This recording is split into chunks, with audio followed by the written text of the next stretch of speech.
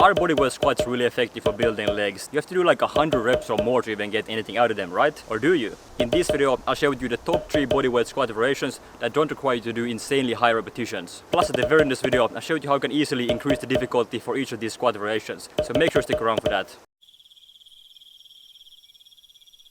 Squat variation number 1 is going to be cyclist squats. For this you will need a slant board or anything else that can elevate your heels from the ground. So that could be a thick book or basically, well, anything you can get. So just be creative, anything that's going to elevate your heels from the ground will work just as fine. This will absolutely burn your quads, and I can promise you, if you have a quite high incline on the slant board, you might be struggling getting up to 15 reps of this. Now the things you want to focus on here is to stay nice and upright, so you might even want to exaggerate a little bit by leaning even slightly backwards.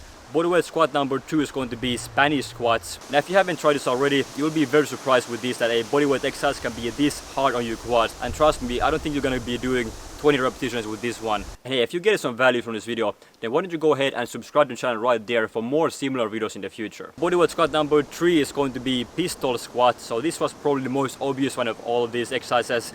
So a one leg squat with your own body weight. Now a single leg squat will surprise and humble most people. And if you do it correctly, 10 repetitions is a very good performance. 15 reps is also very impressive. I doubt that most people will get to 20 repetitions. Like I promised you at the beginning of this video, there's a few things you can do to increase the difficulty of all of these squat progressions. Number 1 is going to be slow down the tempo. So if you're now using a 2010 tempo, what you can do is slow it down even more to a 4010 tempo. Now that will reduce the repetitions for you significantly, and with a 4010 tempo, what it means is that you're going to be coming down on a count of 4, you're going to stay down on a count of 0, come up on a count of 1, and stay up on a count of 0. The next thing you can do is you can do 1¼ repetitions. What that means is that you come down all the way, you come up 1/4, come down again, and all the way up. So that's 1 repetition. That is a simple way to increase the time under tension and therefore reduce repetitions as well. One more thing you can do for the cyclist squat and the pistol squat is to avoid a full lockout at the top.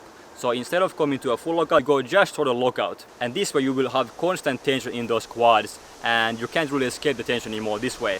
But you could of course eventually add some weights. And here's someone who's very pro body weight training and anything with weights is bad. Hang him.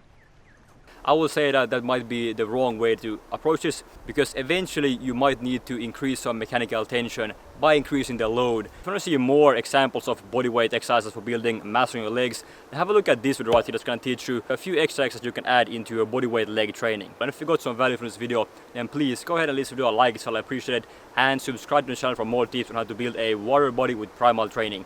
Thank you so much for watching, and I will see you in the next video. Bye bye.